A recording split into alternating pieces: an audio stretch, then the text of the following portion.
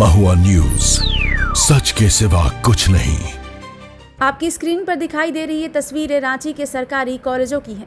अगर आप या आपके घर का कोई सदस्य इस साल बीएससी में एडमिशन लेने की तैयारी कर रहा है तो ये खबर आपके लिए बेहद ज़रूरी है। दरअसल अब रांची में पहले जैसी व्यवस्था नहीं रहेगी। नए शैक्षणिक सत्र 2026 से 30 तक राजधानी के हर सरकारी कॉलेज में साइंस की पढ़ाई नहीं होगी। अब सिर्फ 3 सरकारी कॉलेजों में ही बीएससी की पढ़ाई कराई जाएगी। स्क्रीन पर चल रहे ग्राफिक्स के जरिए समझिए, Doranda college, Ranchi women's college और मारवाड़ी कॉलेज, यही वो 3 कॉलेज अब साइंस शिक्षा के प्रमुख केंद्र होंगे।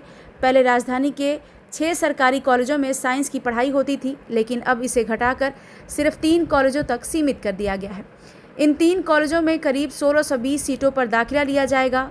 सरकार का कहना है कि इस फैसले से लैब, वैज्ञानिक उपकरण और विशेषज्ञ शिक्षकों का बेहतर इस्तेमाल होगा। छात्रों को एक ही परिसर में बेहतर सुविधाएं मिलेंगी और रिसर्च को भी बढ़ावा मिलेगा। स्क्रीन पर चल रहे दूसरे सरकारी कॉलेजों की तस्वीरें देखिए। इन कॉलेजों में अब साइंस की पढ़ाई नहीं होगी। यहाँ आर्ट्स, कॉमर्स और दूसरे विषयों पर ज़्यादा फोकस रहेगा।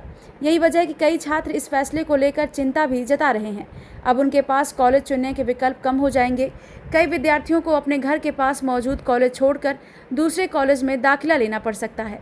इससे आने जाने का खर्च भी बढ़ेगा और 3 कॉलेजों पर छात्रों का दबाव भी ज़्यादा होगा। रांची ही नहीं, जमशेदपुर में भी साइंस की पढ़ाई अब सीमित सरकारी कॉलेजों में ही कराई जाएगी।